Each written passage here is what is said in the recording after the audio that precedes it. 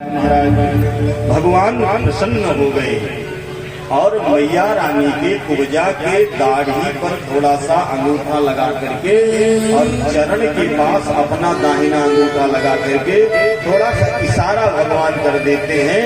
जो कुब्जा टेढ़ी मेढ़ी है कुबड़ निकली है वो देखते ही देखते परम सुंदरी बन गई भगवान की माया से। भगवान आगे बढ़े महाराज। आगे जब बढ़ते हैं तो कंस ने गेट के पास ही पहलवानों को खड़ा कर दिया था और एक धनुष की प्रतिज्ञा किया था कि यह धनुष जब टूट जाएगी तो आप सब पहलवानों से मैं पहले से बता दे रहा हूं कि धनुष तोड़ने के लिए जब आएगा वो वाला भगवान को उसी समय सब लोग उसके ऊपर प्रहार कर देना और उसकी मृत्यु हो जाएगी। चाणूर मुष्टिक कोटे सले तो सल के हते से साहा प्रदुर्वर मरला सर्वे प्राण परी सवहा। ध्यान से कथा को सुने। हुआ क्या कि सबसे पहले महाराज कुवल या पीड़ नाम का एक हाथी है और जो उसका महावत है वो पहले से गेट के पास ही खड़ा है कि जैसे गोविंद आएंगे मैं इस हाथी से कुचल दूंगा, छोटे छोटे हैं गोविंद। तो भगवान ने जैसे देखा कि उस हाथी के ऊपर महावत मेरे ऊपर हाथी चलाना चाहता है, उसी समय कूद करके भगवान उस महावत को नीचे उतारे और देखते ही देखते उसकी जीवन की लीला नष्ट कर दी।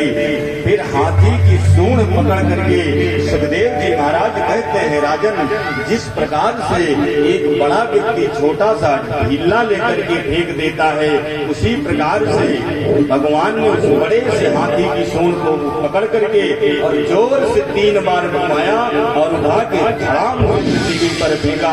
कोयला भीड़ नाम का हाथी वहीं नष्ट हो गया। आगे बढ़े।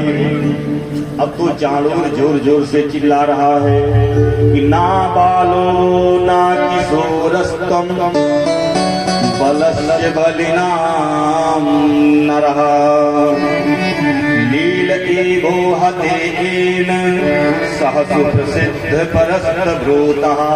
अरे ये बालक नहीं है, ये छोटे छोटे मत देखो, ये तो बड़े दुष्ट हैं और तुम अपने आप को अगर बहादुर समझते हो तो हम लोगों से युद्ध करो। पहलवानों ने ललकार दिया।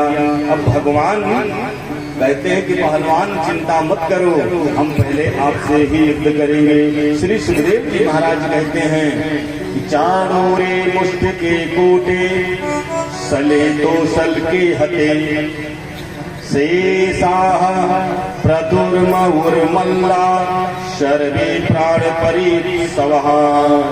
जो चाणूर है उसको तो गोविंद ने मार दिया, मुष्टिक को बलराम ने मार दिया, कुछ इधर उधर देख करके भगने लगे महाराज। और इस प्रकार से भगवान सबको पकड़ करके और एक ही साथ मारना प्रारंभ किया। और जो कंस मामा हैं उन्होंने जब देखा कि तो बड़े बड़े पहलवानों को मार रहा है तो कंस दौड़ करके अटारी पर चढ़ गया, ऊपर चढ़ गया। वहीं से जोर जोर से आवाज देने लगा, इनको मारो, इनको काटो, नंद को पकड़ लो, ग्वालों को पकड़ लो। क्योंकि जो ज्यादा ललकारता स्वयं दो नहीं करता, दूसरे से ही युद्ध कराता है।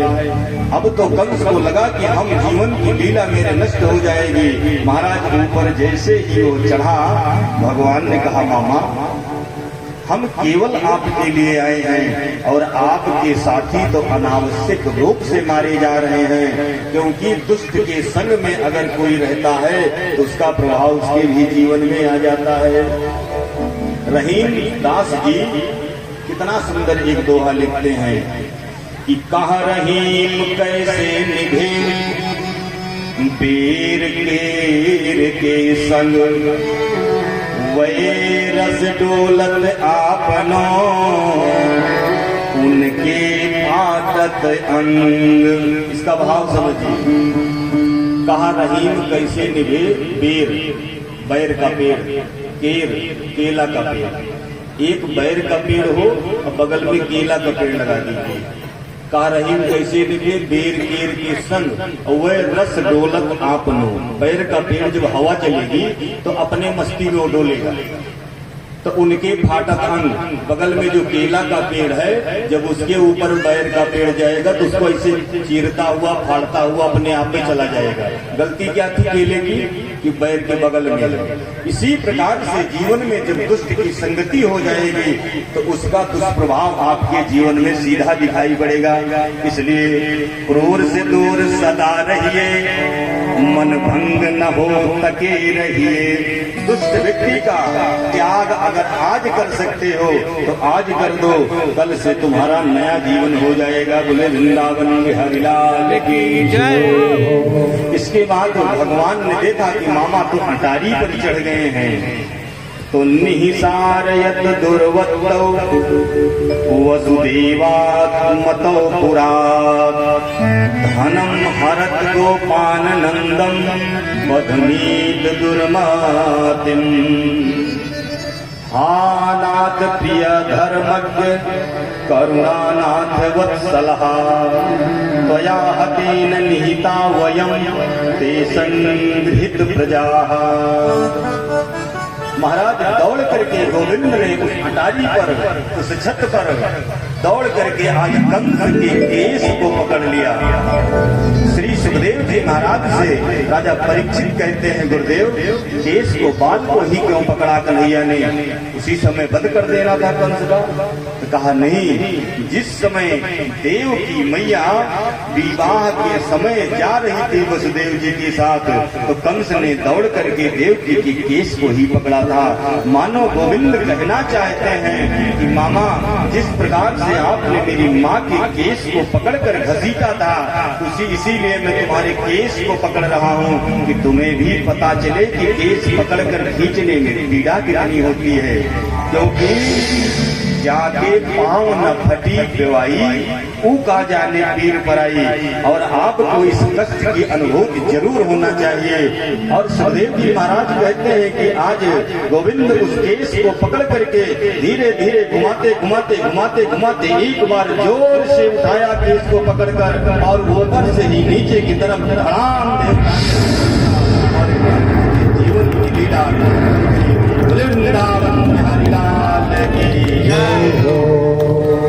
अब तो महाराज कंस के जीवन की लीला नष्ट हुई। भगवान दौड़ करके गए और अपनी माँ का दर्शन किया।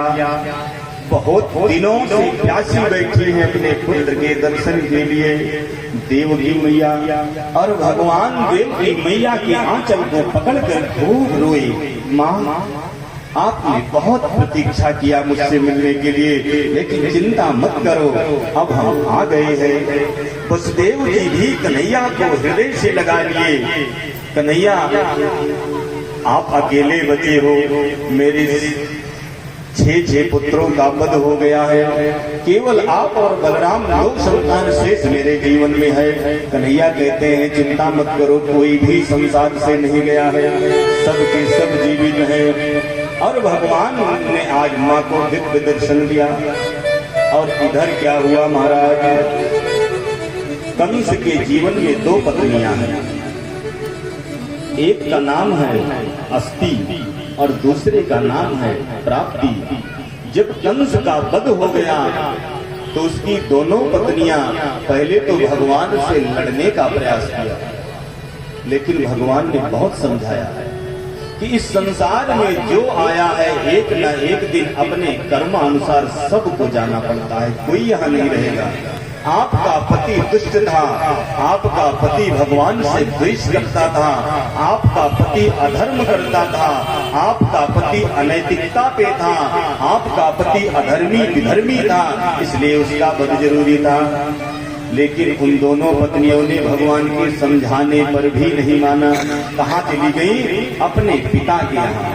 श्री सुखदेव जी महाराज कहते हैं, परीक्षित अस्ति प्राप्ति कंसस्य महिषो भरत सभा, मृते भरतरे दुःख्यार्तेर यतः अस्म पितुर्महान्।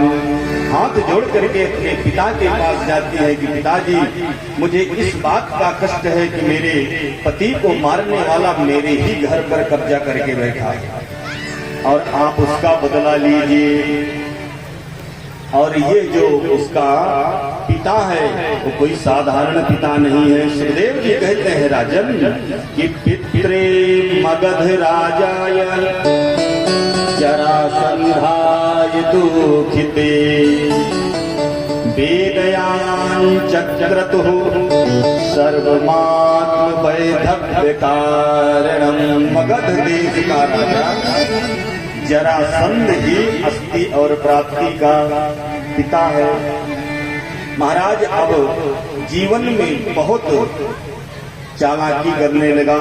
उसने सोचा कि जिसने मेरे दामाद का वध किया है मैं उसको मार दूंगा।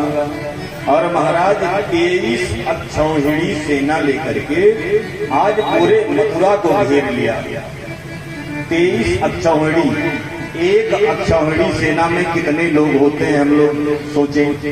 जब महाभारत का युद्ध हुआ था तो केवल 18 अक्षौहिणी सेना थी, जिसमें कौरवों के पास 11 अक्षौहिणी सेना और पांडवों के पास 7 अक्षौहिणी सेना थी, जिसमें एक अक्षौहिणी सेना की संख्या भागवत जी में बताई गई है कि 21,870 केवल हाथी और 21,870 केवल घोड़े, 4,59,283 मनुष्यों की संख्या थी, सेनाओं की संख्या।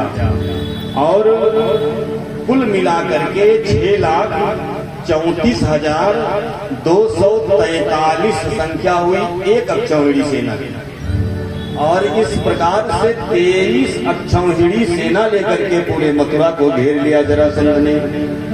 भगवान ने सबका उद्धार कर दिया, सबको मार दिए, लेकिन जरासंध को नहीं मारे। अर्थात जो कंस का ससुर है उसको नहीं मारी। बलराम कहते हैं कि नारायण सबका वध आपने कर दिया और केवल जरासंध को क्यों नहीं मारी। गोविंद कहते हैं, ठाकुर जी कहते हैं कि अगर जरासंध को मार देंगे तो और दुष्टों को मारने के लिए मुझे ढूंढना पड़ेगा, मुझे स्वयं ढूंढना पड़ेगा कि दुष्ट को मार दें। अगर एक दुष्ट को हम छोड़ देंगे तो सभी दुष्टों को बुलाकर फिर से ले आएगा मेरे पास, तो घर बैठे मारने का मौका मिलेगा, तो मुझे ढूंढ कर मारने की जरूरत ही क्या है। इस प्रकार से महाराज सुखदेव जी कहते हैं राजन, जरासंध ने 17 बार चढ़ाई किया मथुरा पर और 17 बार भगवान और बलराम सभी को मार देते, जरासंध को छोड़ देते थे। जरासंध अब की 18वीं बार एक उपाय करता है। कुछ ब्राह्मणों को, वेद पाठी ब्राह्मणों को अपने घर में बुलवाता है और विजय यज्ञ करवाना शुरू करता है। विजय यज्ञ करवाना शुरू करता है और ब्राह्मणों से कहता है कि ब्राह्मण देवता मेरी बात ध्यान से आप लोग सुन लीजिए, मेरे घर में यज्ञ करिए और 18वीं बार अब की मैं जा रहा हूँ मथुरा पर चढ़ाई करने। अगर मैं विजयी होकर के आया तो मुंह मांगी दक्षिणा सबको दूंगा, और अगर अब की फिर मैं वहां से पराजित होकर के आया तो किसी का शीश बचेगा नहीं, मैं तलवार से सबके गर्दन को काट दूंगा। अब ब्राह्मण देवता सब डर गए कि भगवान से ये कैसे जीत पाएगा, अब तो हमको मरना ही मरना है। तो घर में कौन सी पूजा कर रहे हैं, हे गोविंद अब की हार जाओ ना, हे ठाकुर जी अब की हार जाओ, नहीं तो हम सभी ब्राह्मण मारे जाएंगे। भगवान ब्राह्मणों की पुकार सुन लेते हैं और कहते हैं चिंता मत करो। सुखदेव जी महाराज कहते हैं कि 18वीं बार अब की एक काल यवन नाम का राक्षस है, महाराज वो जो काल न्योन नाम का राक्षस है 3 करोड़ महामलेच्छों की सेना इकट्ठा करके और जरासंध के साथ मथुरा पर चढ़ाई कर दिया। भगवान तो सोचते हैं कि सबका वध कर दे, लेस मात्र जितना समय पलक पकने में लगता है उतना समय लगता भगवान को मारने में। लेकिन इधर ब्राह्मण देवता सब प्रार्थना कर रहे हैं कि भगवान हार जाना अपनी बार, हे प्रभु अभी हार जाना। और जैसे भगवान ने ब्राह्मणों की करुण पुकार सुनी, भगवान अब की घर से बाहर निकल पड़े और रण को छोड़कर भगने लगे। जो कालयोन नाम का राक्षस है महाराज, उसको ब्रह्मा जी के द्वारा आशीर्वाद मिला है कि आपको इस संसार में कोई नहीं मार सकता। भगवान इस बात को जान रहे थे। अच्छा, भगवान जब भग रहे थे तो हस्त प्राप्त विमात्मनम हरिदासा पदे पदे। भगवान ऐसे भग रहे थे कि कालयौन को लगा कि बस अभी पकड़ लिया, तभी पकड़ लिया, अभी पकड़ लिया। भगवान भागते जा रहे हैं। वहीं पर भगवान कन्हैया का एक नाम और पड़ा महाराज, रणछोड़ भगवान। रणछोड़ भगवान का मंदिर भी बना हुआ है। बोले रणछोड़ भगवान की जय। भगवान रण को छोड़ करके भगते हुए जा रहे हैं कि नीतो दर्शयता दूरम यवने सोते कंदरम। डरो मत, बोले वृंदावन बिहारी लाल की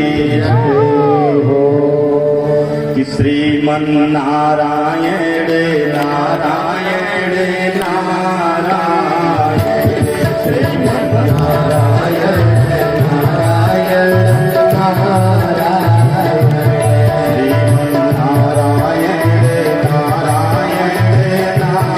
नारायण, श्रीमन नारायण नारायण नारायण, श्रीमन नारायण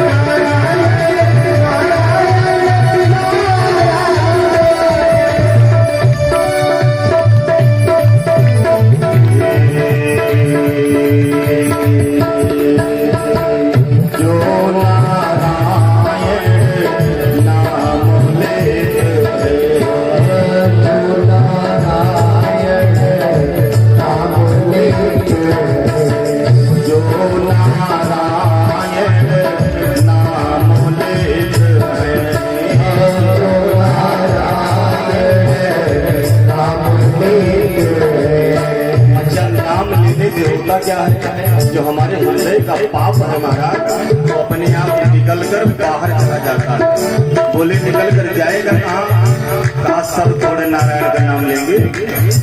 इसलिए उठाओ दोनों हाथ और तालियों से सेवा करते हुए हमारे साथ बोलिए, हे पाप होई सब नारायण लक्ष्मी नारायण नारायण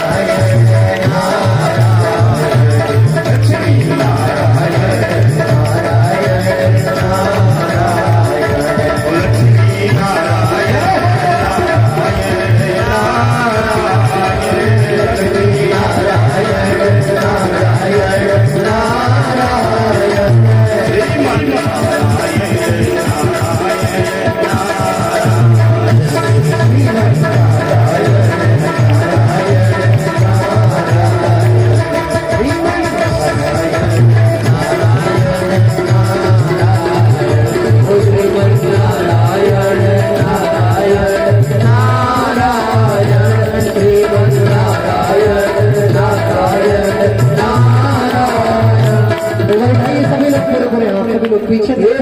गाते हुए सब लोग उठाइए पूरे पूरे हाथ और तालियों की सेवा करते हुए सभी लोग कोई नीचे नहीं करेगा। तो